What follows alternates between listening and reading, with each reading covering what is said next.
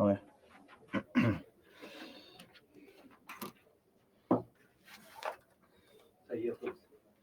Bye. I'll take it out.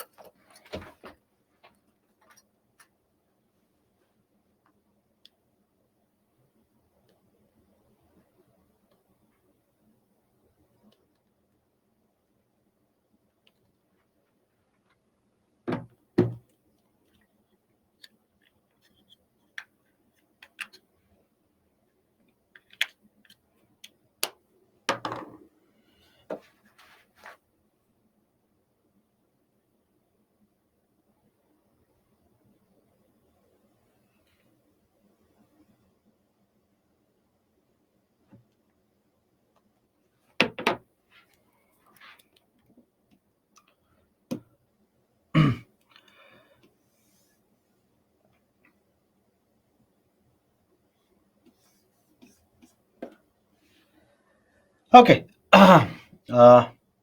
Welcome back. Am I audible as well as visible? Please do let me know. Am I audible as well as visible? Okay, great. So let's start the discussion then. Okay, let's start the discussion. So we are supposed to start with a new chapter. Let's start with a new chapter now. Idea of inflation. Okay, concept of inflation. Now, what we'll be discussing in inflation, this is a list of the topics. This is a basic layout.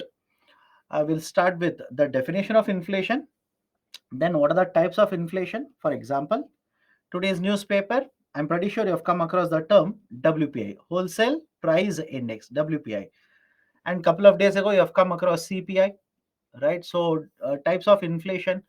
Then there is headline inflation, core inflation, etc., etc. Then the concept of flexible inflation targeting. What is the effect of inflation? How to control inflation? Certain other concepts, right? Then there is a Phillips curve. Then here itself, we will discuss the idea of a base year. From last 1 week, I'm telling you the concept of base year we'll discuss. Today we'll discuss the idea of a base year. Then as usual, questions. So let me start. What is the definition? Right, inflation is nothing but it's a persistent rise in the price level of basket of commodities. Right, what do you mean by that? Let me have a very basic idea. Imagine there are set of goods and services. Okay, there is set is nothing but collection. Many of you will keep on asking me what do you mean by basket. Basket is nothing but collection. So imagine there is a collection of, right, certain commodities. For this collection of commodities, let's say last year I've paid 100 rupees. Then last year for this basket or collection of commodities, I paid 100 rupees. And this year I'm paying for the same basket, for the same collection, I'm paying 110 rupees. Right? Look at it and do let me know now. Can I simply say from the last 1 year compared to last year, the price level for basket of the commodities has gone up? All of you agree? Is there anybody in the classroom who says, no, sir, you're wrong. Prices have not gone up. Please do let me know right now. So compared to last year, that is a reference period, the price levels have gone up. So whenever the price levels in the economy for a group, for a basket of commodities will go up, this is referred to as inflation. Any difficulty? This is referred to as inflation. Now, generally, whenever you talk about inflation, overall inflation, you don't focus on one commodity. No doubt, one commodity can always cause inflation. No doubt. But whenever you talk about overall inflation, you're not focused only on price of one commodity. You're focused on what is the price of group of commodities. That is the basic idea of inflation. Now, inflation can also be caused, right, because of supply side as well as demand side. I'll tell you how supply side will cause inflation, how demand side will cause inflation. But before that, what are the types of inflation? What is the classification of inflation? One classification is based on the rate of inflation. What do you mean by rate of inflation? If you read today's Hindu newspaper, they'll say rate of inflation is minus 4%, right, or 5%, 8.3%, whatever the number is, right? There is a rate of inflation. So one is classification based on rate of inflation. Second one is based on the causes of inflation. Now let me start with the first one. Although first one is just factual, second one is more conceptual, most important as far as I'm concerned. The types of inflation based on the rate of inflation, we have three classifications. One is a moderate inflation, second one is a galloping inflation, third one is hyperinflation. Moderate inflation simply means where the rate of inflation is less than 10%. Any difficulty, please do let me know. Where the rate of inflation is a less than 10%. Less than 10% means what? The rate of inflation is a single digit number. It's a single digit number. For example, it could be 3%, it could be 4%, it could be 7.3%, it could be even 8%. So whenever inflation rate is in a single digit, that is less than 10%, we call this as a moderate rate of inflation. Now, when you say moderate, again, there can be two types within the moderate. One is called as a creeping rate of inflation. Second one is called as a walking rate of inflation. Creeping generally means where the inflation rate is up to 2%. Where the inflation rate is very, very low, up to 2%, whereas walking means it is more than 2%, up to 10%. So this is a moderate rate of inflation. Second one is a galloping rate of inflation. Whenever the inflation rates are in double digit numbers or triple digit numbers. For example, if you are reading newspapers, please do tell me what is the inflation rate for Pakistan now? Is it a double digit number or a single digit number? Let me know. What is the inflation rate of Pakistan? Is it in a single digit or a double digit? Is it right 2%? Is it 3%? Is it in right? Let's say 9%, etc. No, it is in double digits. Sri Lanka, right? Very, very recently, inflation rate was in double digits. So there have been situations. There have been situations where inflation rate is in double digits or triple digits. For example, 40%, 25%, right? Or let's say 400%. So whenever inflation rate is in a double digit or a triple digit number, that is called as a galloping rate of inflation. And finally, whenever inflation rate is very, very large number, and many of you ask me, sir, what do you mean by large number? Please understand, you can search it in many sources. Nobody will define the number for it. That is basically they will say whenever the inflation rate is a very, very high number. For example, what if inflation rate is 80,000%? What if inflation rate is 80,000%?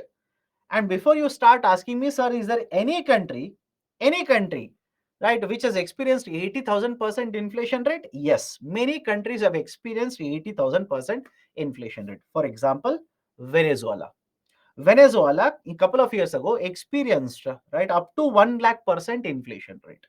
Zimbabwe has experienced more than 2 lakh% inflation rate. So there have been many countries which have experienced a very, very, very, very high rate of inflation. Very, very high rate. It could be in terms of lakhs, it could be in terms of thousands, etc.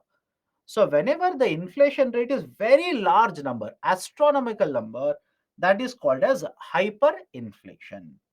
And in the context of India, for majority period of the time, we have experienced a moderate rate of inflation. But having said so, did India experience anyways a double digit rate of inflation? Of course, yes. During 1980s, during 1970s, during 1950s, at many places, we have experienced even the double digit rate of inflation as well. But for majority period of the time, majority period, for example, if you check what has been the inflation rate in the last, let's say, 4 to 5 years, you will see inflation is less than 10% for majority period of the time in India. So majority period of the time we have experienced a moderate rate of inflation, not a very, very high rate of inflation. Okay. Now, this is the rate of inflation, classification based on the rate of inflation. Now, based on the causes of inflation, a classification based on causes of inflation. Understand this classification very carefully. On one side, I have written there are various reasons why the demand in the economy will go up, demand in the market will go up, and which will cause inflation. All of you will agree? Sir, what do you mean by demand will go up? What if the demand for goods and services in the market is greater than Supply. Very simple question to all of you. What if the demand for goods and services is greater than supply? So don't you think whenever the demand is greater than supply, it will automatically lead to inflation in the market? So understand the logic here. The classification is simple. One cause here could be the demand is increasing. And I'll explain to you why the demand will increase in the market. Another set of causes could be that the market prices are increasing because the cost of production or cost of supply is increasing. Is the logic okay with all of you? One of the reason why market prices will go up, because ultimately inflation means what? What is the meaning of inflation? Inflation ultimately means prices are going up. But the rise in the prices could be because the demand in the market is going up, or it is becoming more costly to supply, to sell goods or services to you. Whenever the demand goes up and that will cause inflation, it is called as demand pull inflation. I'll repeat the statement here. Whenever the aggregate demand or the total demand in the market for goods and services will go up, and that will lead to inflation in the market, it is called as demand pull inflation. And on the other hand, if the price, right, if the market prices will go up because it is becoming more costlier to sell goods to you, it is becoming more costlier to supply goods to you, then this is called as a cost push inflation. For example, let me ask you a very simple question. Imagine you're manufacturing this bottle, right? Think of it and I'll ask you a question after this. Imagine you're manufacturing this bottle and the cost of plastic, cost of steel will go up. Now, please tell me, if the price of the steel and plastic goes up, will you increase the market price or not? Let me know. Will you increase the market price or not? Or will you keep on selling at the same price? If you sell it at the same price, your profits will go down. You might even incur losses. So what you will do? You will increase the market price. Now, if the market price will increase because, right, the raw material has become costlier, or transportation has become costlier, etc., don't you think that is basically a cost push inflation? Anybody has a problem with this? The example that I gave you just now, can I call this as a cost push inflation or not? On the other hand, on the other hand, let's say government of India will give us money, right? How much money? Don't worry. Government of India will transfer money to all of us. We will have more money. We will go to the market, start purchasing goods and services. Now, whatever the market price be, whatever the market price be, what is happening to the demand? The demand for the goods and services is going up. And when the demand will outstrip the supply, when the demand is much higher than what is being supplied, I don't think the market prices automatically will start increasing, because the seller knows that demand is very high, hence they will they will sell at higher prices in the market. So one is a demand pull, second one is a cost push. Focus on the demand pull now. Please look at the table of demand pull. Increased money supply, growing economy and rising incomes, increased government expenditure, and inflation expectations. What is the meaning of it? Let me go point by point. Increased money supply. RBI reduces interest rates. What will happen to the demand? Let me know. We have discussed this before the lunch as well. If RBI reduces interest rates, what will happen to the demand? Will the demand go up? Will the demand go down? Demand will increase, right? Which is basically the reason, right? Or which is basically the outcome, because the supply of money in the economy, the supply of money in the economy has increased. So RBI using its policies, can it lead to higher demand in the market? Answer is yes. So point number one. Point number two, if there is very high growth in the economy, if lot of people will get the jobs, salaries earned by the people will start increasing, what is going to be the demand for goods and services? The demand for the goods and services automatically will increase. That's the second one. Third one, government expenditure. If government will spend more and more money in the economy, please tell me now. If government will spend more and more money in the economy, let's say government will give us a lot of subsidies. Government will spend money on investment. Government will create a demand for raw materials, etc., etc. Government will create jobs in the economy. Will that drive up the demand in the economy? Any problem here? Will that increase the demand for goods and services in the economy? Answer is simply yes. So in the future, whenever we are discussing, if I say government expenditure might contribute to inflation, don't get confused. Is the logic okay? Right? Because in the subsequent weekends, I'll keep on telling you, government expenditure might cause inflation. There's a danger of inflation because government is spending more, etc., etc. Don't get confused. Government expenditure more means there could be a higher demand. Higher demand might cause inflation. And the fourth one is inflation expectation. Inflation expectation. Now, simple question to all of you. Tomato prices have increased from 100 to 120, 120 to 140, 140 to 160. Please tell me, will you not expect tomato prices to reach 200 rupees next week? Yes or no? Right? Are you not worried tomato prices might reach 200 rupees next week? And if that is your analysis, will you not purchase more and more tomatoes at 160 rupees itself? Let me know, does it make sense to you or not? Right? The prices have increased from 100 to 120 to 140 to 160 in the last 1 month. Are you not worried that it might reach 200 rupees because you're reading newspapers now every now and then about tomato only? You're looking at the prices in other states also. Now you're concerned that, okay, this week it is 160, right? Next week it might become 200 rupees. So despite the price is higher at 160, what you will do? You will go to the market, purchase more, which means demand is already high. You're adding to the demand. And when you keep on adding to the demand, what will happen to the prices in the market? Prices further will go up in the market. Right? So these are some of the reasons, some of the factors on the demand side which might increase the overall demand, aggregate demand in the market. And when the aggregate demand increases, automatically price levels will increase. And in fact, when I'm talking about tomato, there was very, very interesting news article yesterday in Mint. The article says that because the tomato prices have reached 160 rupees, 200 rupees in some of the states, people are purchasing more and more tomato sauce, tomato puree, tomato ketchup. Right? Have you read that article? Have you come across that article? People are purchasing more and more of tomato puree, tomato ketchup now. Why? You can check it online. The tomato puree or tomato ketchup will cost you somewhere around 90 rupees, 80 rupees per kg.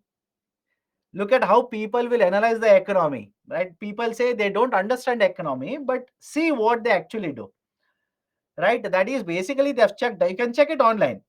A kg of tomato ketchup will cost you somewhere around 90 rupees.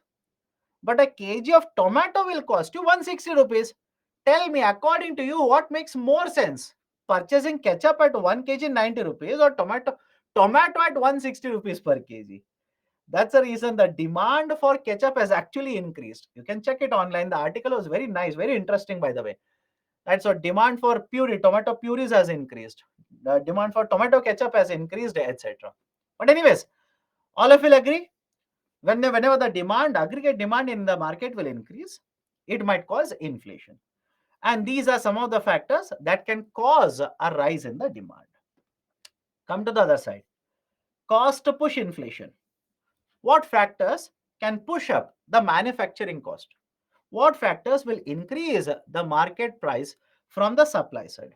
For example, labor cost, labor wages, cost of raw materials, cost of anything that you are importing, use it as an intermediary good, etc., etc. So cost of raw material, labor wages, etc. Automatically that increase in that will lead to inflation in the market. I'll write it number 5. Number 6, rate of interest. Right? Let me ask you a very simple question. You want to manufacture this bottle. you will take a loan, rate of interest is 4%. I'll ask you a question now. You want to manufacture this bottle, you will take a loan, rate of interest is 4%. Question number 1. Whenever you decide what is the selling price of the bottle, will you include the interest that you are paying or you will exclude the interest that you are paying? Think of it and answer. You're a manufacturer, by the way. Is it okay? You're a manufacturer. So all of you will agree? Most of you are answering. I'm happy with that. Those who are not answering, please wake up. Please wake up, right? Saturday afternoon, nicely you've had a lunch now. You're sitting under AC, ready to doze off. Focus. Which means one of the factors that will influence the market price of this bottle is the rate of interest on the loan that you have taken. What if the rate of interest on this increases from 4% to 6%? What is the rate of interest increase from 4% to 6%? What is going to happen to the market price? Will you not increase the market price? Of course, yes. You should increase the market price. And when you increase the market price, can it cause inflation? Answer is yes. Right? Can it contribute to inflation in the market? Again, answer is yes. So this is point number 6. Point number 7. Right? You want to sell it in the market at 100 rupees. Government will impose a GST of 10 rupees. Right now, let's say government will impose a GST of 10. But after 1 month, government will increase the GST from 10 rupees to 15 rupees. What will happen to market price? Market price automatically will increase.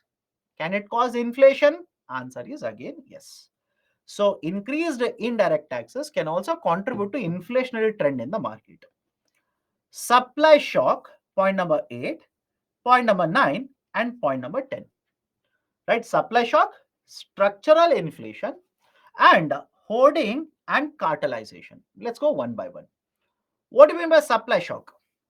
Supply shock basically means either because of external events or internal events. I'll give you example.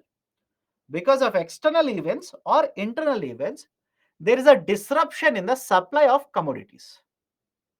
Is it okay? I'll repeat it again. Either because of external event or internal event, suddenly there is a disturbance. Disruption means a disturbance. A disruption is caused in the supply of the commodities. I'll give a very simple example. Right? Have a look at this. Russia-Ukraine war. Russia and Ukraine war. Can I say this is one event that caused sudden disruption in the supply of gas to the international market? This Russia and Ukraine war suddenly disrupted supply of crude oil to the international market. Anybody has a problem with this? Please do let me know. Right, the Russia-Ukraine war, Russia attacked Ukraine. Rather than attacked, I'll take the line used by the government of Russia. There was basically a security, right, a threat, and they have tried to address that security threat, security exercise. And because Russia is conducting a security exercise in Ukraine, other countries imposed a sanction on Russia. Russia is one of the major supplier of crude oil to the international market. What happened to the supply of crude oil to the international market? Suddenly the supply went down. All of you will agree? Can I give you one more example? What happened to the supply of wheat to the international market? Because Ukraine is a very well known country for production and supply of wheat to the international market. What happened to supply of wheat to the international market? The wheat supply also suddenly went down. Right? Can I call this as a supply shock? Let me know. Can I call this as supply shock? Sudden disruption. Sudden disruption in the supply of certain commodities to the market. And when there's a sudden disruption, don't you think there will be a mismatch between supply and demand? And when there's a mismatch between supply and demand, supply becomes lower, demand either remains the same or becomes higher, market prices automatically will go up. Market prices automatically will start increasing. So any problem with point number 8? Any problem with the point number 8? Next, point number 9, structural inflation. Structural inflation. Structural inflation means whenever there are certain drawbacks or certain inefficiencies in supply chain system, that will cause inflation. I'll take an example and explain it to you, right? So again, I'll repeat the statement here. Whenever there are certain inefficiencies, right? I can use one more term here, shortfall. Shortfall means a shortage. Whenever there is a drawback or inefficiency or a shortfall in the whole supply chain, that will cause inflation in the market. I'll give a very simple example. If prices of petrol and diesel go up,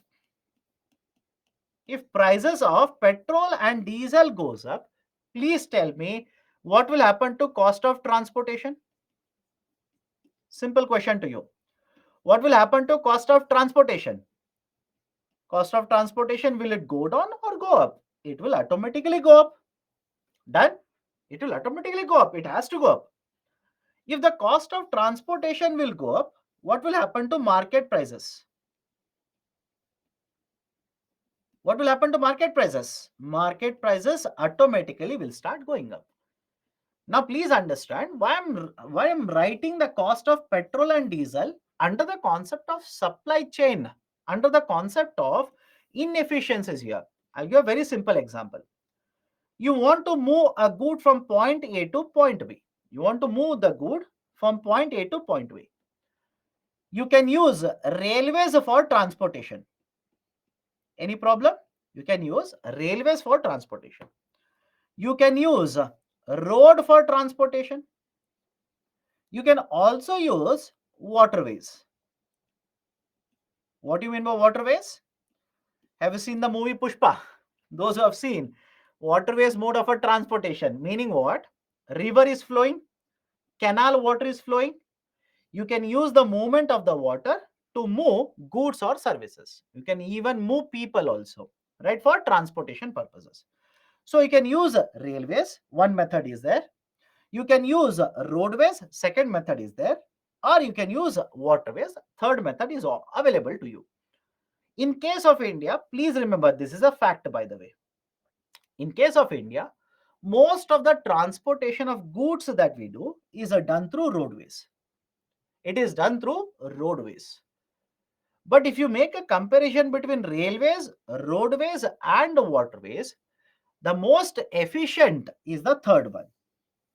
I repeat, you make a comparison between railways, roadways and waterways, the most efficient is waterways.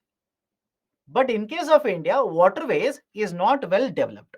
We are developing it, and in fact we'll discuss what reforms have been implemented, what is the advantage, or are there any concerns, etc. We'll discuss later. Right? Although it is the most efficient, waterways are not very well developed in case of India. And after road, which is other option available? Railways. Historically, if you see, most of the transportation in case of India at the time of independence was done through railways. But today, most of the transportation of goods is done through roadways, which means, right, more and more transportation we are doing through roadways. And through roadways means the cost of petrol and diesel, right, basically will influence the cost of transportation. And if you look at petrol and diesel, can I also add one more point here? We are heavily import dependent on this. Yes or no? We are heavily import dependent. What do you mean by import dependent? More than 85%, of the demand for the fuel in India, we import from rest of the world. Best example, now, Russia has become a major supplier of crude oil to India. Earlier it was a UAE, it was a Iran, it was Iraq, other countries. Today it is Russia, which is major supplier to the crude oil, which has become a major supplier of crude oil to India.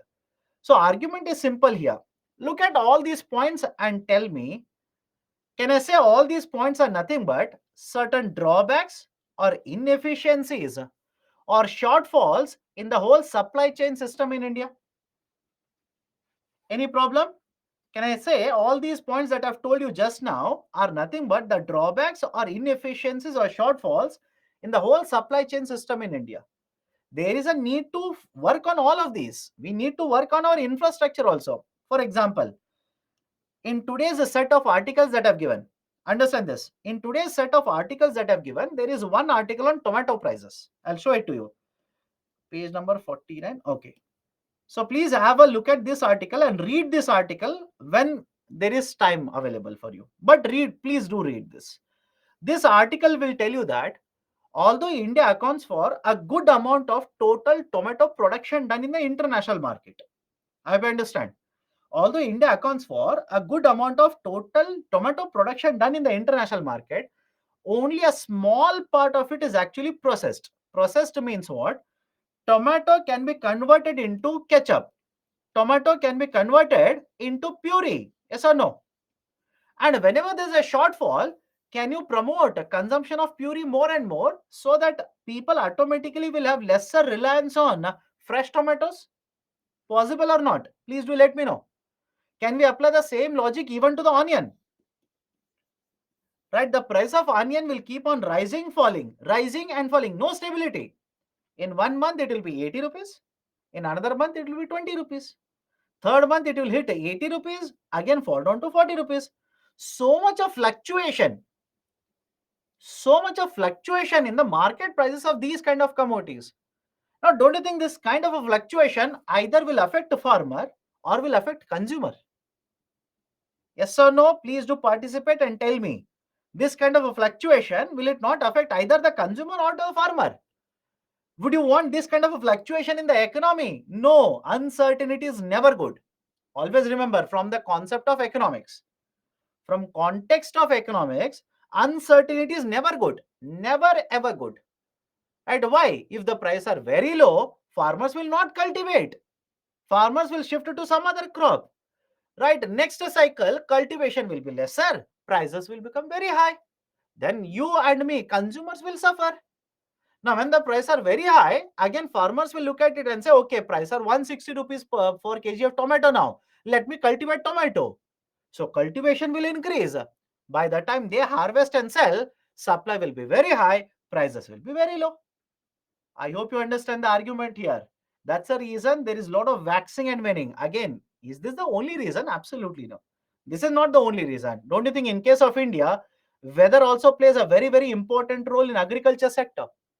You're there in monsoon season now. There should not be any doubt regarding this. Weather also plays a very, very important role.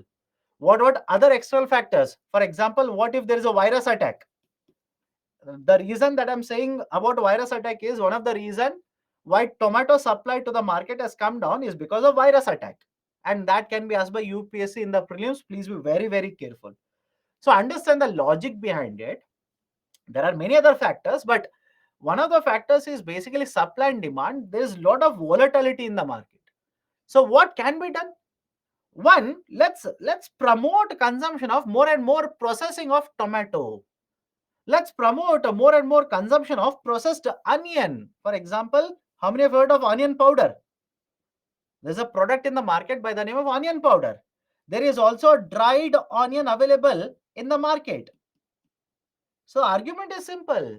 Promote more and more processing, promote more and more warehousing, promote more and more cold storage. So automatically supply and demand instability or volatility between both of them will be reduced. And lower the volatility, lower the differences between supply and demand, don't you think price volatility automatically will be controlled? That is the point I'm trying to make here. And one of the reason why supply mismatch happens, we do not have sufficient warehousing capacity. We do not have sufficient warehousing capacity. Warehousing means storage. We do not have a sufficient warehousing capacity in India. We do not have right sufficient or efficient transportation facilities in India. Transportation is also very, very important. You require very good efficient mode of transportation. Some of you basically said, when I was talking about mode of transportation, some of you said, sir, we can use airways. Please understand the cost of transportation through airways is very, very high. That's the reason most of the times in India, most of the times, not always, most of the times, either the goods will be transported through roadways or railways. Waterways is very, very small. Airways is much, much smaller than that. Done? So I hope you understand. Can I say all of these are structural problems? Anybody has an issue regarding what do you mean by structural? What do you mean by structural inflation? Anybody has a problem even now? Please do let me know. Okay, so whenever there are inefficiencies, whenever there are certain shortfalls in the supply chain, it could be transportation, it could be warehousing, it could be infrastructure, etc., that could cause lower supply, causing inflation. Next one is hoarding and cartelization. Hoarding and cartelization. What do you mean by hoarding? Let me give a very simple example. Government of India has a law. The name of the law is Essential Commodities Act. I'll write the full form here. The law that the government of India has implemented is called as Essential Commodities Act. ECA 1955. Under the Essential Commodities Act of 1955, government has all the powers to impose a restriction regarding how much goods you are going to store. Very simple. Under the ECA, government has the power to regulate production. It has the power to regulate distribution. It has the power to regulate even the supply of commodities. For example, let's say I'm one of the suppliers of tomato. Simple example so that you understand. Imagine I'm one of the middlemen who is going to supply tomato in the market. Government of India has a restriction saying that a supplier should not be holding more than 1000, let's say, kgs of tomato. Simple example. Okay, government says you're a middleman. Middleman means intermediary. I'm going to purchase from someone, sell it to someone. I'm not going to use it. So government says you cannot store more than 1000 kgs. Please tell me, rather than storing 1000 kgs, what if I start warehousing or storing, right? Let's say 1 lakh kgs. Please do let me know. What if I start storing 1 lakh kgs? If I store more than how much is allowed, this is called as hoarding. Any difficulty in understanding the meaning of hoarding? Please do let me know. If I store more than what I'm allowed to store, it is called as hoarding. Now, why am I storing more than what is actually required? Now I know that already the supply of tomato is very less in market and the prices are very high. Let's say 160 rupees per kg. If I store more than what I'm supposed to store, what will happen to supply of tomatoes in the market? What will happen to the supply now? Further, the supply will go down. And when further supply will go down, don't you think there is more shortage in the market now? More scarcity is created. And when more scarcity is created, what will happen to market prices? Market prices, which were 160 rupees per kg now, will shoot up to become 250 rupees per kg. So I purchased a tomato, right? 1 lakh kgs when the prices are 160, or let's say the market price are 160. I will store now. Now the market prices after 2 days will become 250 rupees per kg. Will I not make more profit by hoarding? Is the logic okay? Will I make more profit or not by hoarding commodities? So hoarding, no doubt market prices will go up. Market prices, higher the market prices, more profit I will earn. So that is hoarding. So understand the logic here, right? Hoarding can also lead to, right, inflationary trend in the market. Again, I took the example of tomato. Don't start arguing with me saying that, sir, but how many days can you store tomato? Can I do this with onion? Tell me. Can I do this with, right, any other agriculture commodities? Of course, yes. Right? Hoarding can be done in many cases. The idea of hoarding is important. Don't worry whether we are hoarding this or that. For example, what if I started hoarding sanitizers in 2020? Tell me, what if I started hoarding sanitizers in 2020? Can this lead to more market prices or not? Of course, yes. Again, I'm talking about 2020, not today. So argument is hoarding means government has right already announced that you are supposed to store certain amount. But if I store more than how much government has allowed me to store, that is called as hoarding. And hoarding can lead to higher market prices, can also contribute to inflation. And that's the reason whenever hoarding, there is a danger that there's a hoarding, or government feels that people are hoarding in the market, government authorities can go to the warehouses, conduct investigations. They'll go to the warehouses, what kind of commodity, who is holding how much storage is allowed, are they hoarding, if they are in fact hoarding, there will be penalty imposed on them, etc., etc. So that is right the cause hoarding. Any problem? Can I go to the last one here now? 11th one. Can I go to the last one? Cartelization. Any problem? Please do let me know. Otherwise, I'll go to the last one. By default, I'll assume you have understood. So I'll go to the next one. Okay. Now, the last one is cartelization. Right? What do you mean by cartelization? Let me explain. Cartel means, first and foremost, cartel means group. Cartel is very simple. Cartel means group. Right? A group of what? Group of producers. Let me take a very simple example. Let me explain how cartelization will work, contribute to inflation. All of you heard of OPEC group? Oil producing and exporting countries. OPEC simply means oil producing and exporting countries. It is a group of 13 countries. There are 13 very large oil producers. They have formed a group which is called as OPEC. Now, have a look at this.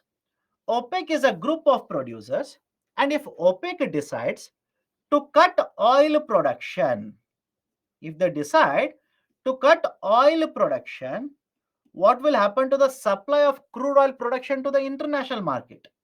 Supply will go down. Supply will become lower. And when the supply will become lower, where the demand is already there, what will happen to market prices? Market prices will start going up. And please tell me, if the market price of the crude oil in the international market goes up, can it cause inflation in India?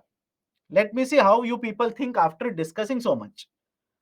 If the market price of the crude oil goes up in the international market, can it cause inflation in India? Answer is yes, by the way, because I've told you already, 85% of the crude oil demand in the market, 85% of the demand we import. So if the crude oil prices will go up, automatically petrol price will start increasing. Diesel prices will start increasing. That will increase cost of transportation. Higher cost of transportation, market prices will automatically go up. Now what is happening here? A group of producers are creating shortage of supply. Is the logic okay? I'm putting the whole system into statement here. Group of producers are reducing, controlling the production. Demand is already there. They are controlling production. They are reducing production. And when they reduce the production, can it cause inflation in the market? Yes, that is basically cartelization. Right? Is cartelization allowed in India? No. Please remember this. Cartelization is not allowed in India. In fact, there is one authority, remember the name of the authority, Competition Commission of India. Competition Commission of India, in short, CCI. Competition Commission of India is the authority which has investigative powers over any alleged cartelization. If they feel that any manufacturers or any producers are forming a cartel, Competition Commission of India can start investigations on these. And the Competition Commission of India has the right to impose penalties if they find the companies are involved in cartelization. Done? Right? So this is basically the argument. This is basically the argument regarding cartelization. what is the problem with the cartelization, and how cartelization can cause a inflation in the market. So these are certain very important causes, right, or factors that can cause inflation. Now, I hope you understand that these factors that I've written on the left side of the slide, these are on the supply side, and these are on the demand side. So because the demand will increase because of these factors, right, this inflation is called as a demand pull inflation. And because, right, the supply side is getting affected, market prices are increasing, this is called as a cost push inflation. Can I go forward? Any problem? Anybody has any issue, right, with whatever I've discussed? Ultimately, it will cause inflation. And before I go forward, please do not be under the assumption that if there's a cost push, then there is no demand pull. Not necessarily. At the same point of time, can both have an impact? I hope you understand. If there is an issue, please do let me know.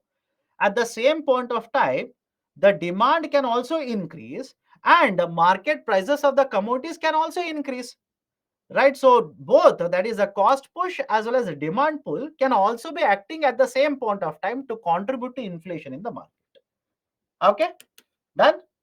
If India is importing oil from Russia, okay, India is importing oil from Russia. What is the question there?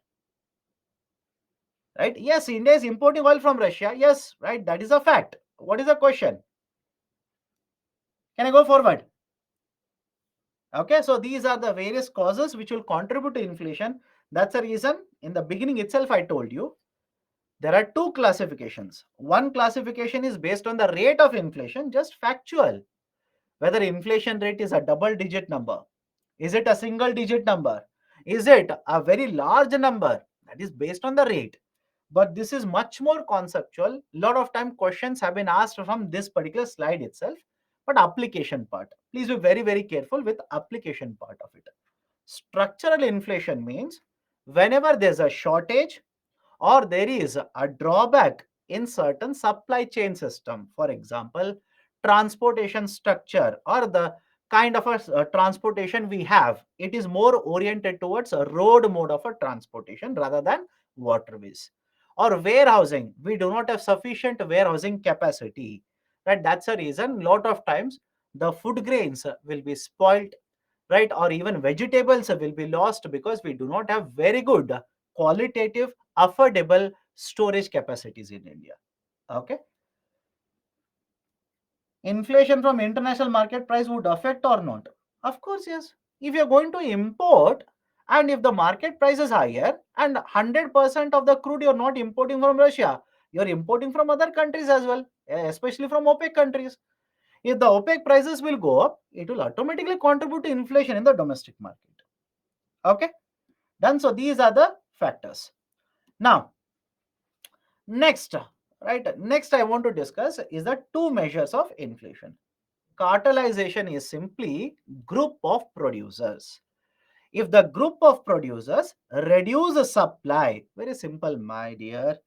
If group of producers reduce the supply, what OPEC has done here? They have reduced the supply. If group of producers come together, reduce the supply, automatically demand will be higher compared to supply. That is, supply has gone down.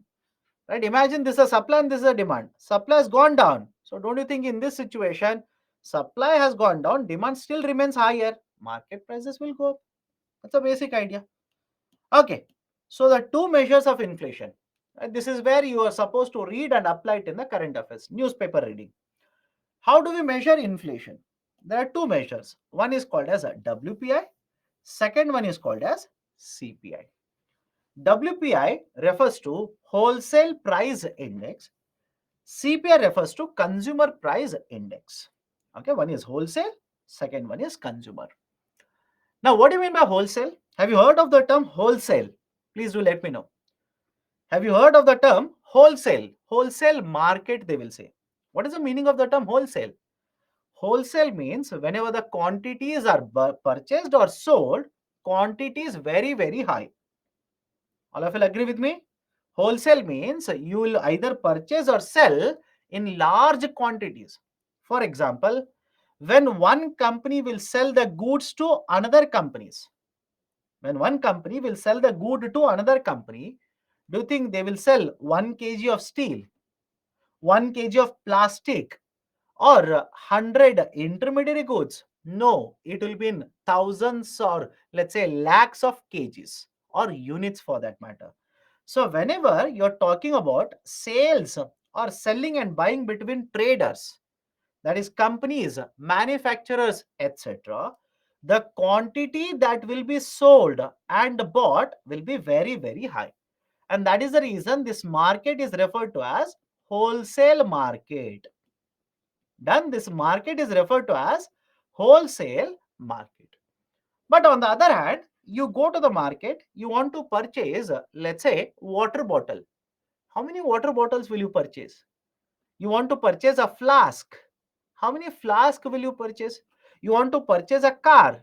You want to purchase a TV. You want to purchase mobile phone. You want to purchase, let's say, onion. Don't you think the quantity that you purchase will be very, very small? Yes or no? The quantity that you purchase, quantity, not even quality, quantity that you purchase will be very small. For example, you go to a shop, purchase one, let's say, pen. You'll go to the shop, purchase a mobile phone. You'll go to shop, purchase 5 kgs of rice. So whenever, right, individuals, consumers such as you and me, whenever we go to the market, purchase one, quantity will be very, very less, very, very less, limited amount of quantity. And that market is called as retail market. Is it okay? Retail market. Retail market, consumers will participate in the retail market. Companies, right, the traders, sellers, etc., will participate in the wholesale market. Okay, that is basically WPI, right? And that is where WPI is measured, that is in the wholesale market. And in the retail market, it is the CPI which is measured. It will measure inflation in the wholesale market. I've written B2B here. B2B simply means business to business. B2B simply stands for business to business. Okay, B2B market. It will not consider services. In the calculation of WPI, we generally take 697 commodities. In fact, I'll show it, have patience. It will cover 697 commodities. None of these commodities are services, all of them are simply goods. You might ask me, sir, why? Why is that we are not including services in wholesale market or let's say in the WPI? First and foremost, in the wholesale market, right? Have you seen a wholesale market for services? Let me know. Have you seen a wholesale market for services? Right? Generally, you will not find it. But more importantly, the idea for WPI was introduced in India by 1940s. Back in 1940s, WPI was introduced. So the idea of a services contributing services having more than 50% share, etc., was not present at the time of independence. Over a period of time, service sector has become very important. But anyways, right, in case of WPI, there are 697 commodities in the basket and we'll measure overall for the basket what has the price happened. What has happened to the prices? Has the prices increased or has the prices decreased? That is the WPI. And the base year for the calculation for WPI is 11 and 12. Come to the CPI. In case of CPI, it will measure the inflation in the retail market. What do you mean by retail market? Where the consumers, such as you, such as me, where the consumers will go and purchase from this market, that is called as a retail market. And in case of CPI, I'll show you the list. Please have patience. We include goods as well as services in the basket. And what is the base year for CPI? The base year for CPI is 2012. And again, I know I've not discussed the idea of a base year. Just give me some time. At the end of this chapter, there's a concept of base year. Okay, now let me enter into the details of WPI. Let me show you certain details of WPI. Point number one. How many commodities are there in the basket? 697 commodities. Now, many of you keep on asking, okay? You keep on asking, sir, what kind of commodities are there? I'll show you a list, but I'll ask you a very rational question by then. Please have a look at the list. And answer to my question, how many of you think that UPSC is going to test you whether you are able to remember all the 697 commodities or not? Let me know. How many of you are under the impression that UPSC is expecting you to remember 697 commodities? Answer is no, by the way. I'm not questioning your capacity. I know there are various students whose right memory power is very strong. I know that. Right? There are many students who have the habit of by hearting everything. I don't have any doubts regarding your capability. But my dear, you will have to remember not just 697 commodities, you will also have to remember 299 commodities. So 697 from WPI, I'll just give you a mind-boggling number. 697 from WPI, 299 from CPI, and very recently there is a committee. I'll show you the committee recommendation. The committee has recommended that we will have to restructure WPI. Around 1190 plus commodities have been recommended by new committee in WPI. The committee under the new WPI says there has to be more than 1190 plus commodities. Now just think of it. Just think of it. 1100 here, 299 here. Possible. Again, I'm not questioning. For UPSC, don't take it as a challenge and waste your time. All you need to observe, all you simply need to observe is simply this. Right? WPI, certain commodities are there, total 697. In CPI headline, right, a CPI combined, there is right 299 articles. Remember that, more than sufficient. Please do not waste your time. Simply don't waste your time, right? Just waste of right the time as far as I'm concerned. Now let me show you how these 697 commodities are actually divided into. How these are actually divided. Total number of articles or commodities are 697. These are divided into three groups. One is called as a primary article.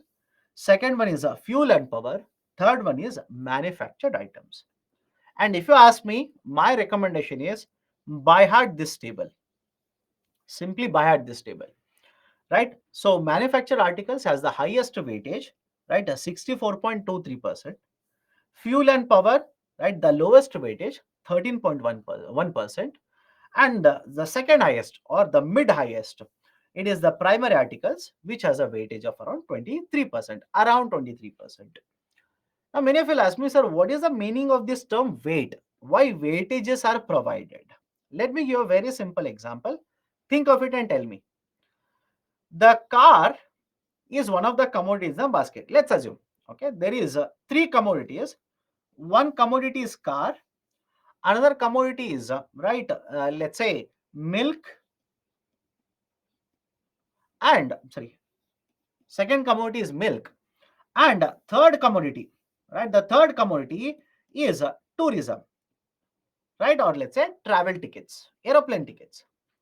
Now, simple question to you: if the prices of all the three commodities has increased, prices of all the three commodities, let's say, has increased, do you think all of them will have equal importance or equal impact on the consumers in market in India? Think of it and answer, by the way.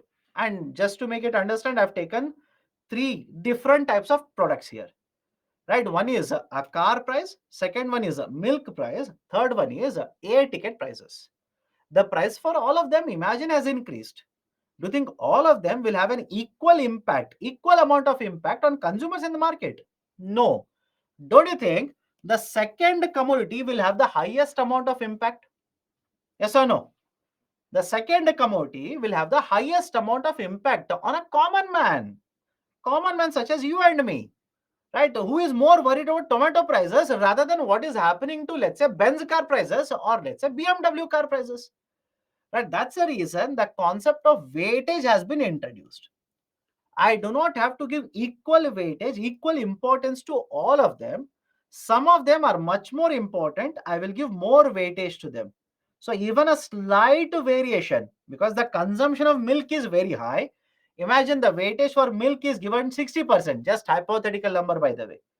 even a slight variation in the milk prices, don't you think that will be reflected in higher prices paid for a basket of goods and services, which will affect me, which will affect you, which will affect most of the people in India?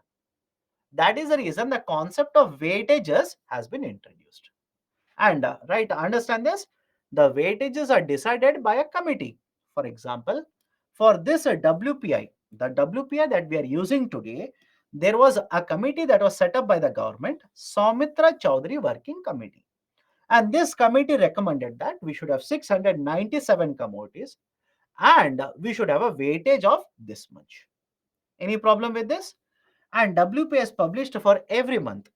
Every month, WPI is published by whom? It is published by Economic Advisor, that is Ministry of Commerce. Right? So these are certain important points regarding WPI. Now, please have a look at the recommendations here.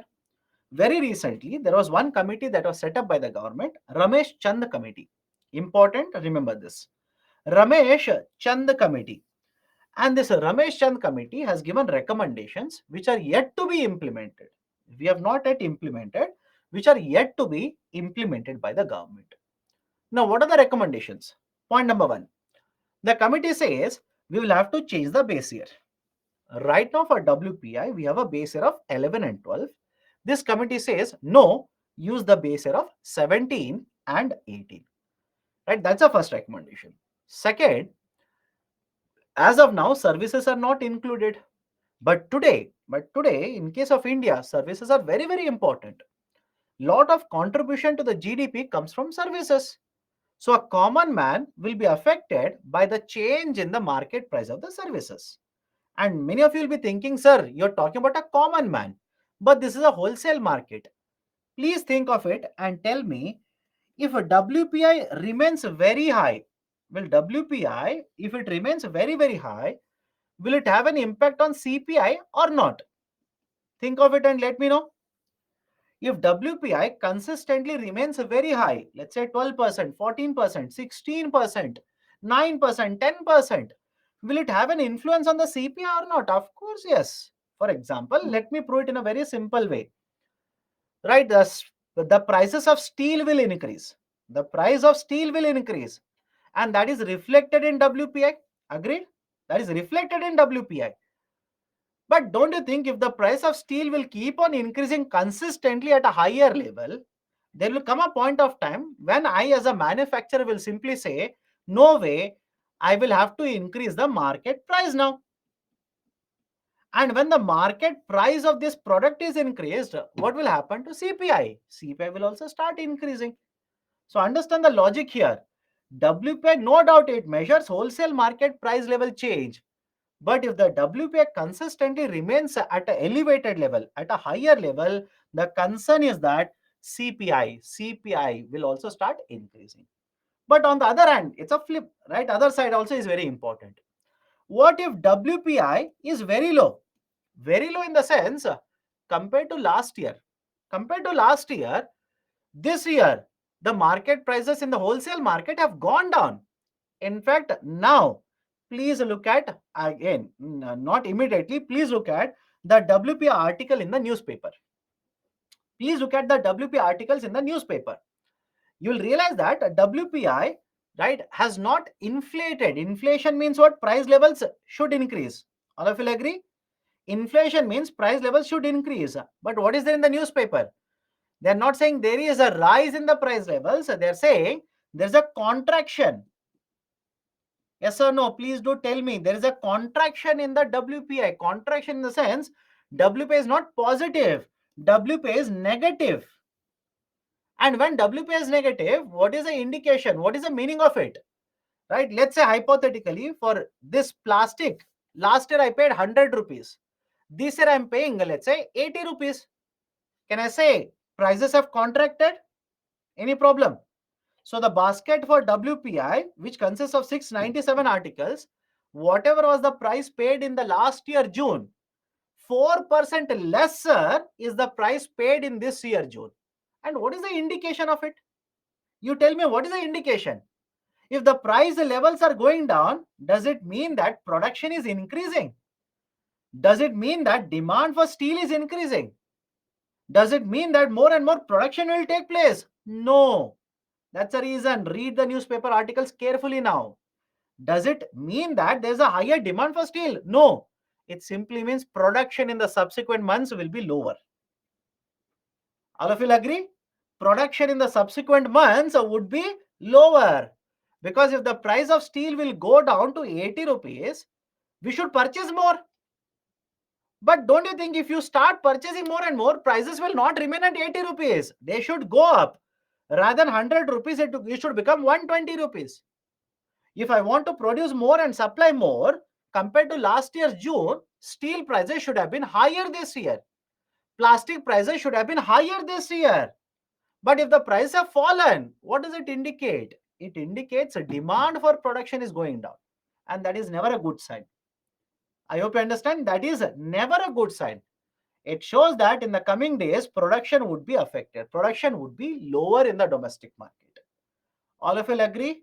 Anybody has a problem with understanding the concept, please do let me know. Concepts are important. You can buy heart, I know that. But you should understand the concepts. So, when you say repeat, you please tell me what point to repeat. Please do let me know what point to repeat. Contraction means reduction. Are Baba, contraction term we have used earlier also, GDP. Did you not use the term contraction? From 100 rupees, the GDP fell down to 90 rupees. Is this not contraction? I'm using the same term contraction. Right? Last year, let's say for WPA basket of commodities, price was 100 rupees. And this year, WPI June, right? WPI for the month of June, it has contracted minus 4%. What does it indicate? From 100 rupees, it has fallen down to 96 rupees. Can you understand it now? For the basket of goods, right, which are there in the WPI, right, it was 100 rupees. Now it has fallen down to 96 rupees. That is the reason we are saying WPI has contracted by 4%. And there is one more term for this, right? Read that. That term is important. Whenever the prices will increase, we call it as inflation. Yes? Whenever the prices will increase, we call it as inflation. But in this case, have the prices increased? No, prices have decreased. So when the prices will go down, that is called as a deflation. When the prices will decrease, it is not inflation, it is a deflation. Compared to last year, prices this year have gone down. That is deflation. And if you read the newspaper, now read the newspaper, in fact, WP article in Hindu, they have said this is the third consecutive month. This is the third consecutive month. That is, the June is the third consecutive month where we are observing deflation in WPI. We are observing lowering in the market prices in the wholesale market. Right? That is never a good indication. Deflation is not good. Okay? Can I go forward? Okay, so this is the basic idea of a WPI. Please, this is my recommendation to you.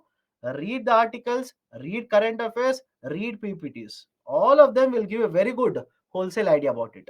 So first, Ramesh Chand committee recommends that we should change the base year to 17 and 18. Second, right now we are including only goods. We should also include services. We should expand the basket of commodities from 697 to 1196. So those who were considering by-hearting, mugging up, right, the 697 group of commodities, all the best. If Government of India will shift to a new WPI basket, now you'll have to by-heart 1196. Has recommended expansion of the list of the commodities. For example, they have recommended inclusion of certain medicinal plants. They've also recommended inclusion of green tea, sanitizers, mushroom, brown rice, etc. So this is the recommendation of Ramesh Chand committee. We are yet to implement it. In fact, regarding this idea of a WP and CPI basket of goods and services, I've given you two articles. This is my advice to you. Please read these two articles. Right? One is this article, radios, tape recorders 2-in-1 remains in the CPI list, that appeared in Economic Times last month. And there was one more article by Mr. Bibek Debroy, right, in Hindu newspaper a couple of days ago. how CPI basket will conceal the inflation picture. Both the articles are equally important. Please read both the articles. Now, this is basically the discussion regarding WPI. Any difficulties in WPI? Right? Can I go to the next one?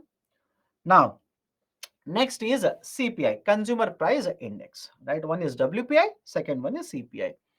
And I've already told you, CPI basically measures change in the price levels in the retail market. Retail market is where people, right, that is a consumer such as you and me, individuals, will purchase goods and services. Now, please understand this, slightly technical, please understand this. Earlier, couple of years ago, government used to measure CPI under three heads. In fact, there are four. They have discontinued one of them. Right? There are three heads. One is IW, second is UNME, and the third one is AL. Now, before you start typing what is IW, UNME, etc., IW means industrial workers, UNME means urban non-manual employees, and the third one is AL, agriculture labor. UNME, we do not publish it today. From 2010, we have discontinued it. Even today, Government of India, right? That is when I say Government of India, Ministry of Labor. The Ministry of Labor, that is Labor Bureau, department within the Ministry of Labor, will publish agriculture labor and industrial worker.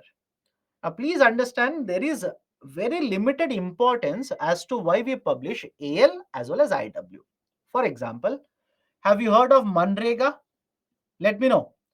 Have you people heard of Manrega, Mahatma Gandhi National Rural Employment Guarantee Act?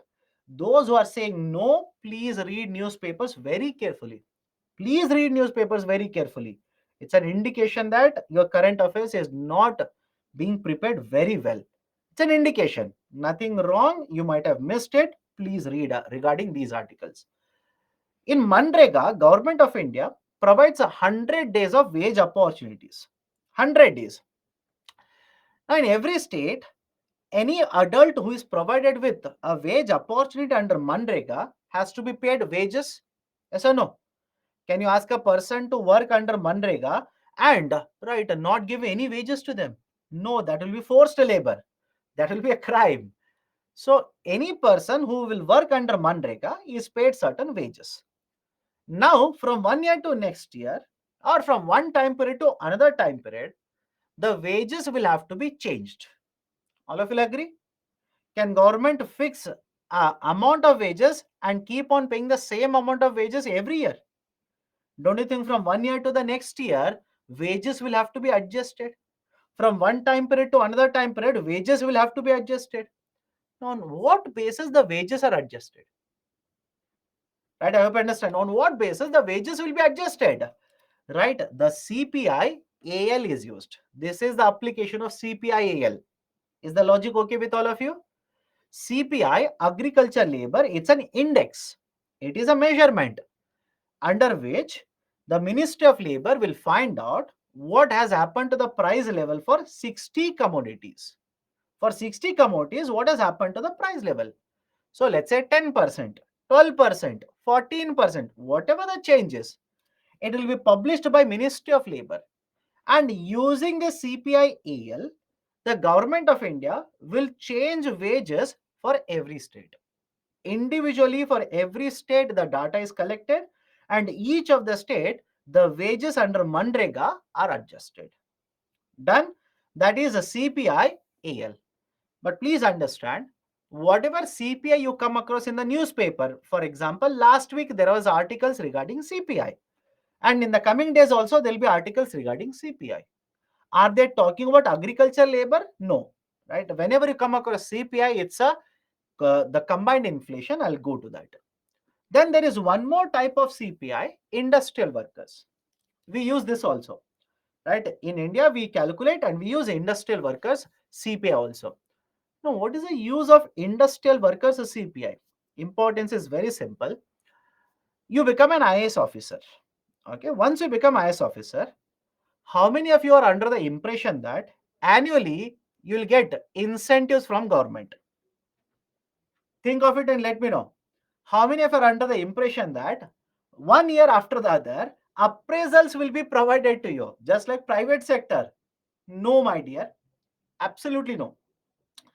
Government will not give you any kind of appraisal, right? Annually, no appraisals are done. But don't you think if your salary is, let's say, 1 lakh rupees, okay, let's say your salary is 1 lakh rupees. Last year also it was 1 lakh. This year also 1 lakh. Next year is also 1 lakh. But between these 3 years, will there be inflation in the market? Correct? Will there be inflation? Of course, yes. From last year to this year, prices could have gone up by 6%. From this year to the next year, prices would have gone up by another 6%. But your salary is not changing. So, argument is salaries paid by the government to the employees, that is either state government or central government, the salaries paid will not change frequently like this. But inflation will be there in the economy.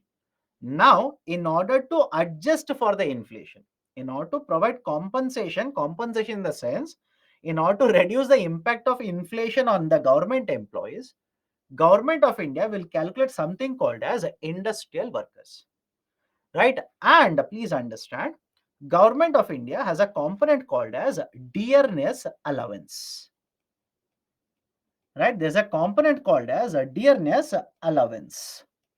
Okay, so government will include, whenever the salary is paid to you, government will include something called as a dearness allowance, and that dearness allowance basically will be used to ensure that the burden of inflation on the government employees will be reduced.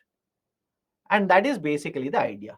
For the current government employees, Government of India will announce a dearness allowance. But don't you think the inflation will also be a burden for retired employees? Yes or no? For the retired employees also, right, that the inflation will be burden. That is the reason for retired employees, there is a component called as dearness relief. Again, this is only for government employees, not for private sector. Not at all for private sector, it is only for government employees. But on what basis dearness allowance is adjusted? On what basis dearness relief is adjusted? For that, there is one more calculation done by the government. That is one more measurement of an index done by the government, Ministry of Labor. It is called as industrial workers, CPI IW. In case of CPI IW, the base year was 2016. The group of commodities, right, consisted 463. Services along with goods were also included, and this is also published by Ministry of Labor or Labor Bureau.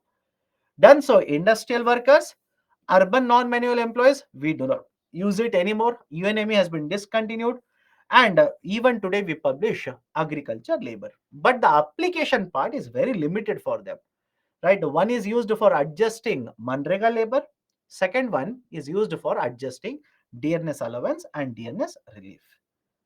Okay, done. So this is right, the three types, right? Urban non-manual employees, 84, 85 was the base year. 180 commodities were there, services were there, goods were also there, and this was published by MOSPI, Ministry of Statistics and Program Implementation. Right now, if you read about retail inflation in the newspapers, these are the three types. But are these the three which you come across in the newspaper? No.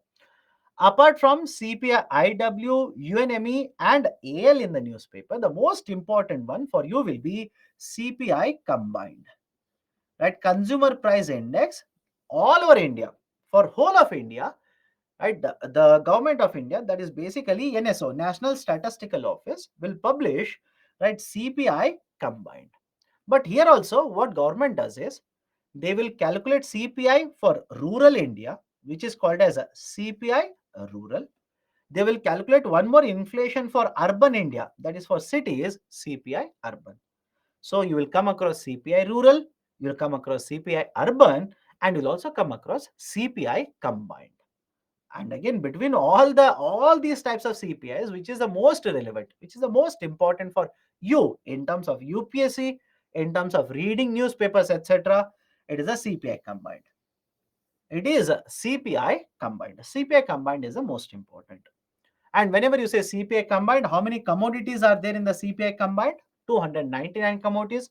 CPI rural has a 448 commodities. CPI urban has a 460 commodities. And CPI rural, urban, and combined, it is published for every month in India, and it is published by NSO with the base year of 2012.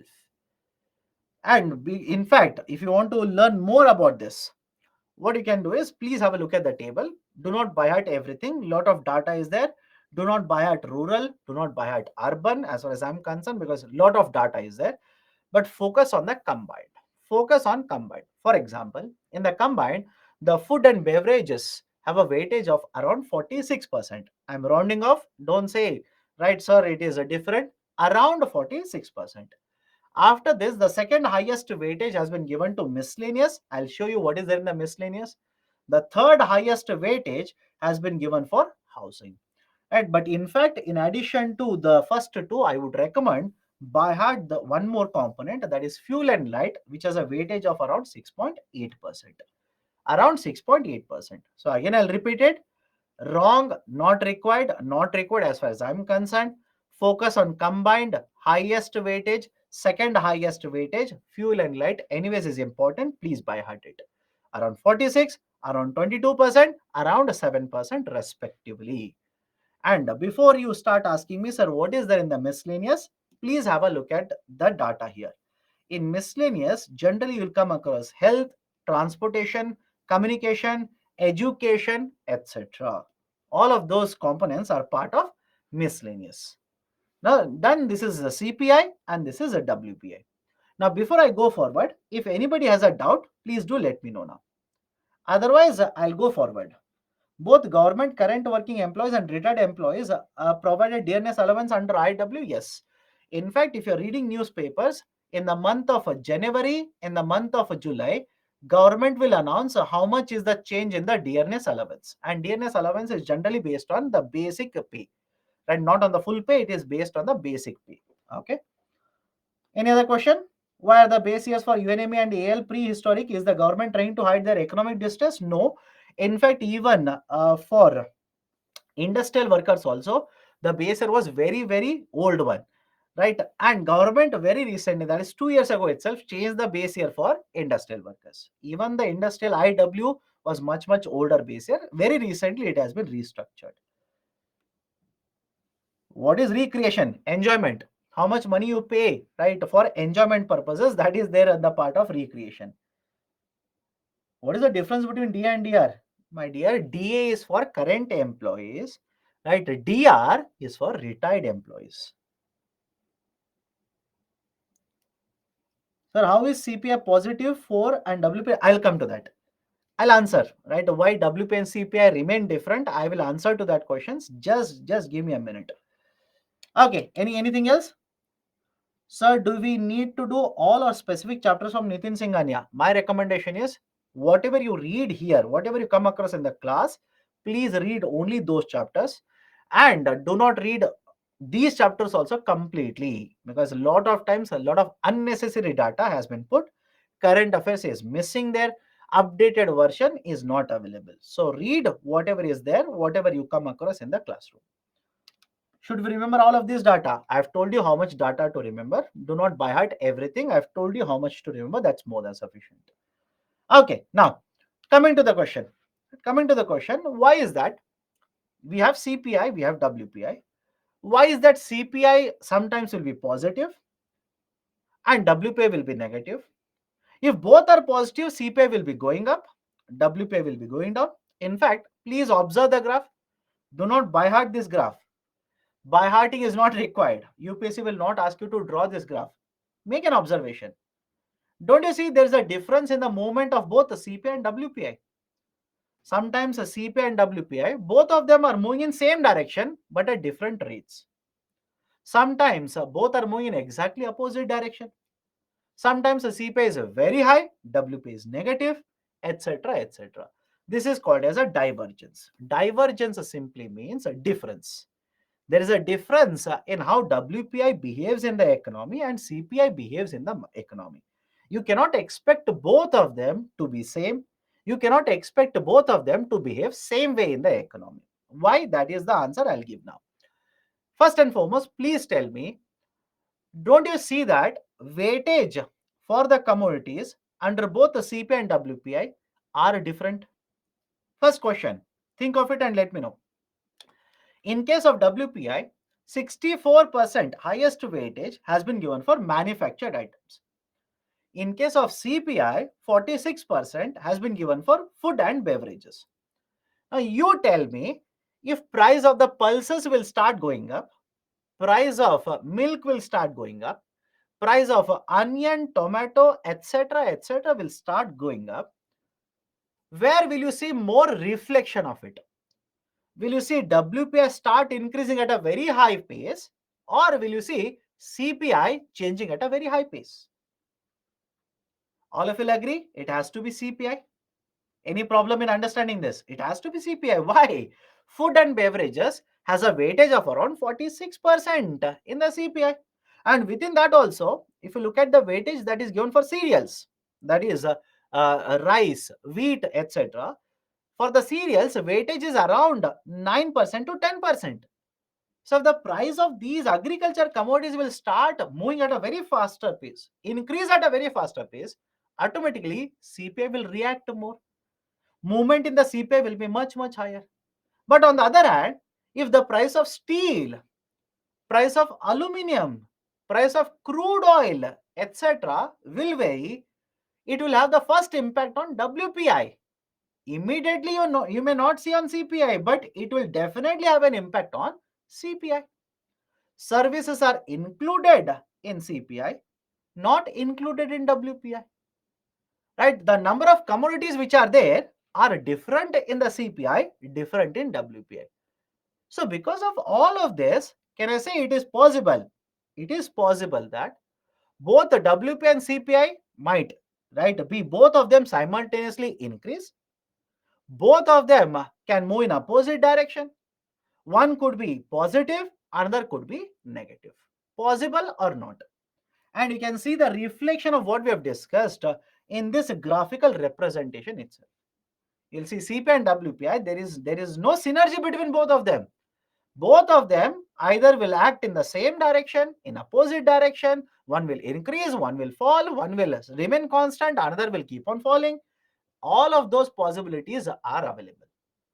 Right now, I hope you have understood why CPI and WPI will not behave in the same way, will behave in different ways.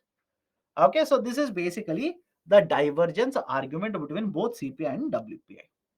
Now, coming to the next important concept, flexible inflation targeting, FIT, flexible inflation targeting, YOY. My dear, YOY simply means year on year, year on year, right? They will simply use the term YOY, and I'm surprised actually. Have you read today's newspaper then? Those students who are asking, sir, what do you mean by YOI? Please check today's Hindu. You will come across a term called as MOM. What is MOM? Month on month. Month on month. Check it and tell me whether I'm correct or wrong. You will see YOI, MOM. YOI stands for year on year. For example, I'll tell you the context where they will use these terms. They will say the WPI YOY was minus 4%. Whereas MOM, there will be a different data given for WPI. If you don't trust me, check the newspaper. Month on month means from the previous year. I'm sorry, from the previous month. Right? June, before June, compared to that. But year on year means June of 2023, compare that with June 2022. Right? July of 2023, compare that with July 2022. Right? That is year on year. Okay, done. Now come to the most important concept in inflation, flexible inflation targeting. FIT, flexible inflation targeting. Now what is this idea of a flexible inflation targeting? If you remember earlier, that is before the lunch break, I said RBI has a very important role to play in India. RBI using the policies either can promote growth, but there's a danger that inflation might take place. Or RBI using its policies can also control inflation. Can also control inflation. Now think of it. I'll give you a statement. Think of it and let me know whether this statement makes a sense or not. And the statement is RBI at any given point of time can choose between one of them. That is either growth or inflation. If RBI wants to promote growth, there is a danger that it will lead to higher inflation.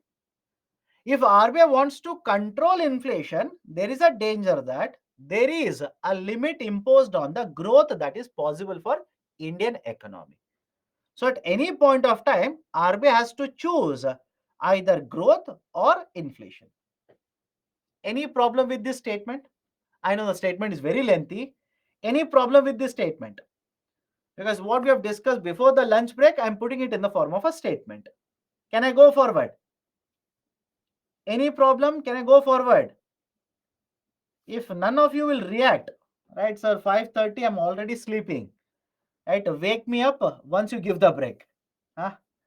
Can I go forward? Any problem with the statement that I've given? So the argument is simple. Please write statement. Are Baba, listen to me. No, what is there to write? Right, you want me to write a paragraph here? I'm saying RBI at any point of time either can target growth and promote growth, but there's a danger inflation will be caused. And on the other side, if RBI will try to control inflation, there's a danger that growth promotion or the growth will get limited. Right? What we have discussed, I'm giving it in the form of a statement. Okay. Now, how do you address the situation? Right? What should be the target? When will you decide inflation is a target for me? When will you decide, okay, I will promote growth? Right? Don't you think that dilemma will always be there with RBI?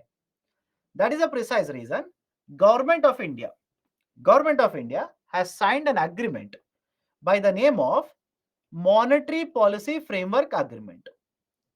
Monetary Policy Framework Agreement, MPFA.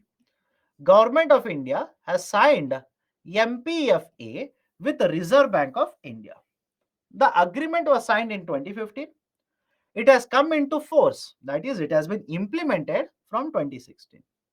Now, what is this agreement? What are the important points within the agreement? Point number one.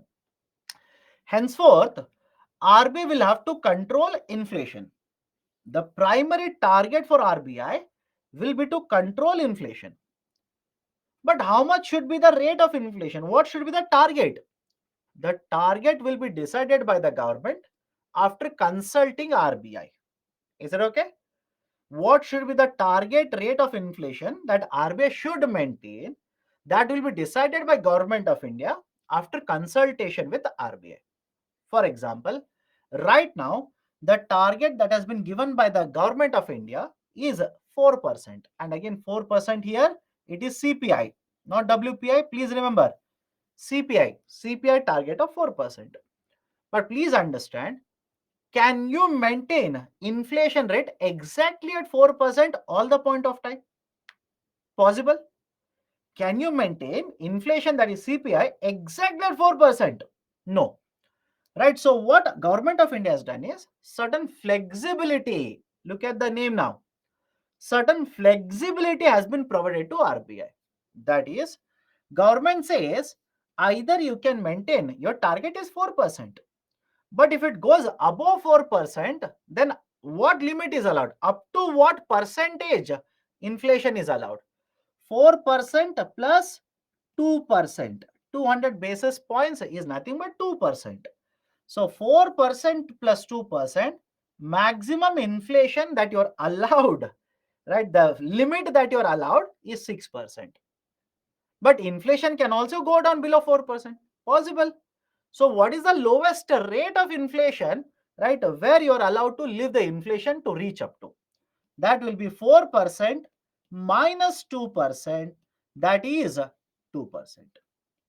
Which means as per the target that has been fixed by Government of India from 2016 to 2021 and from 2021 to 2026. 5 years, 5-year targets. For both of these 5-year groupings, RBI is allowed to maintain the inflation at 4% plus 2% maximum 6%, 4% minus 2% lowest at 2%. Right, that is basically the flexible inflation target. Any problem with the name now? Why this is referred to as flexible inflation target? Any problem with the name? Please do let me know. Inflation target is given by Government of India after consulting RBI, but you cannot have a rigid target. You cannot have a single number. That's not possible. Certain flexibility will be provided to you. That is, you'll have to maintain inflation at 4%. Maximum level will be 6, lowest level will be 2%. Now, understand this. Government, in order to implement this, has amended means changed, has made certain changes in the Reserve Bank of India Act of 1934. Very, very important. Remember this. RBI, whatever is the composition of RBI, whatever is the function of RBI, whatever is the role of RBI governor, etc., all of it will come from the RBI Act. Because remember the point now, RBI is not a constitutional authority. Is it okay? RBI is not a constitutional authority. Reserve Bank of India was established even before we got independence. Back in 1935 itself, we established a Reserve Bank of India. So RBI Act of 1934 is basically that piece of legislation which will dictate the role of RBI, RBI governor, composition of RBI, functions of RBI, etc., etc. Everything will come from Reserve Bank of India Act. So Government of India has amended RBI Act of 1934 to introduce flexible inflation targeting. Now, have a look at this. What if inflation goes above 6%? Or what if inflation falls below 2%? What the Government of India said is, if the inflation goes above 6% or below 2% for 3 consecutive quarters, this is very important. If inflation goes above 6% or falls below 2% for 3 consecutive quarters, can I say 3 consecutive quarters simply means 9 months? Anybody has a problem with this? 3 consecutive quarters simply means 9 months. So for 9 months continuously, every month inflation is above 6 or below 2%. Then what is the course? What is the solution to that? RBI has to give an explanation to the Government of India. RBI has to write a letter to the government saying what are the reasons for it. What has RBI done so far? In the future, that is in the coming days, what will RBI do to bring inflation under control? That explanation Government of India will get from Reserve Bank of India. In fact, has it happened? Has it happened? My answer is yes. I'll give you a basic data here. If you check what has been the inflation in the last 1 year, starting from the month of March, that is March of 2022 to, let's say November 2022, March of 2022 to November 2022, for all of these months, inflation has remained above 6%. Inflation is above 6%. And because the condition says for 9 months, if the inflation is above 6%, you'll have to give a written explanation to Government of India. RBI has written a letter to the Government of India because of this. Done. So whenever inflation will go above the limit, there's a condition. And once every 6 months, RBI has to bring out a report. A report will be published by RBI as to what are the causes of inflation, what will be happening to inflation in the coming days, what measures have been taken, etc., etc.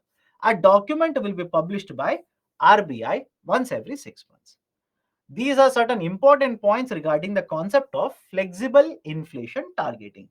Anybody has got any kind of doubt, please do let me know right now. Anybody has a doubt regarding this? How often target is changed? I've already answered this. Can you say 4% is a good rate of inflation? Yes. Right. In fact, I'll tell you after the break. We'll take a break in some time. I'll tell you after the break why inflation is actually required. I'll tell you, right? Why inflation is actually needed for Indian economy. I'll tell you, right? Not just for Indian economy, generally. Generally, inflation is required. Okay, but before that, if there are any issues, any doubts, please do let me know. Otherwise, we'll take a break. And the live call feature is on. If anybody wants to give a call, right, please feel free.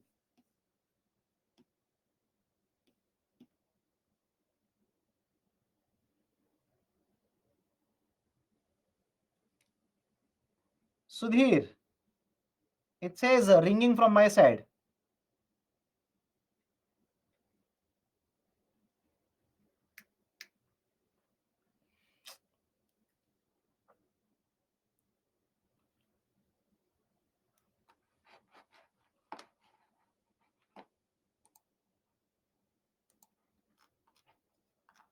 Okay. Vivek? Good afternoon, sir.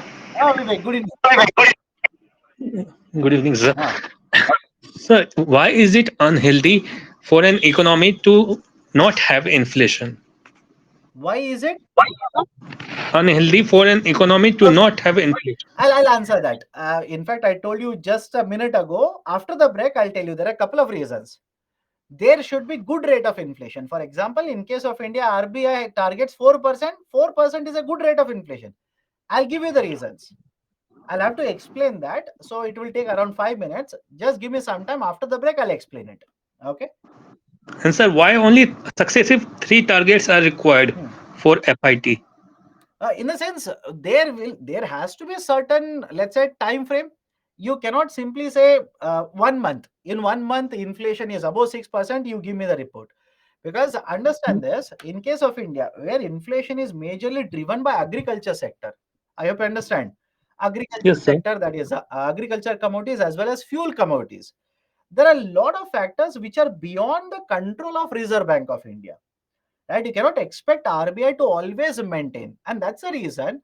Let's say, for example, price of fuels. For a couple of months, the price of fuels will go up, but let's say after a couple of months, again they will cool down. That is the reason it was discussed. Should we have a target of 1 quarter, 2 quarter, or 6 months, etc. Finally, they decided, okay, let's keep a target for 9 months because a lot Sir, of volatility is there in the economy. sir, can't we have the target for entire economic year? No, 9 months is more than sufficient as far as I'm concerned. 9 months, that means 3 quarters. 3 quarters is a very long period of time. Yes, I do agree volatility is very high, right? Agriculture sector will contribute, right? International factors will contribute, but 9 months, yeah, that's more than sufficient. Again, negotiations were conducted. Finally, they zeroed on 9 months. Thank you, sir. Okay.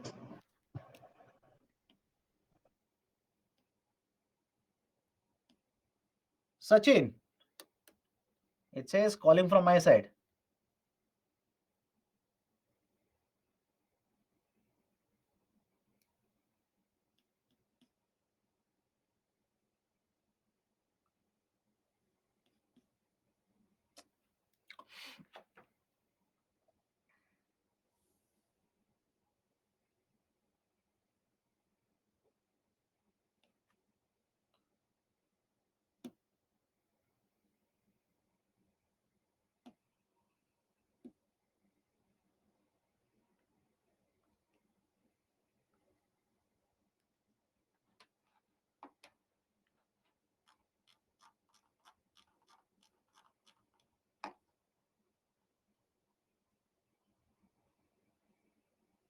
Okay, Sudhir, it says ringing, ringing. It is showing that it is ringing, but I don't know what is happening. But till then, call cancelled. Okay, done. And then, okay. Does every country has its own inflation rate? Of course, yes. In the sense they have their own inflation target. In fact, I believe yesterday's Hindu newspaper, there is an article on US inflation rate. Whether it is there in Hindu, I don't know. I don't exactly remember, but other newspapers it was there. US inflation rate. Please read that article, because in case of USA, the inflation rate target that they have kept is 2%. In India, we have a target of 4%. In USA, the inflation target is 6%. Say, in India, it is 4%. In USA, it is 2%. So one country, another country, it will keep on changing.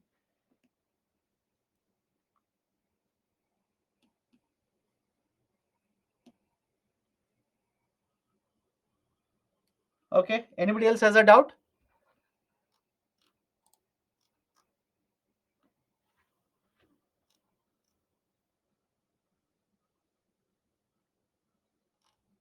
Any doubt? On basis of what criteria is the inflation rate set? Again, I'll tell you how much rate is actually good for Indian economy. We generally assume around 4 to 5% is good, right? And it will differ from one country to another country. For USA, they feel 2% is good because it's a developed country. For India, earlier the target in the sense we targeted around 5%. Now officially it is 4%. Okay, so let's take a break now. Time is around 5:40. We'll restart the discussion at 6:10 p.m. Done. We'll restart the discussion at 6:10 p.m. Take a break.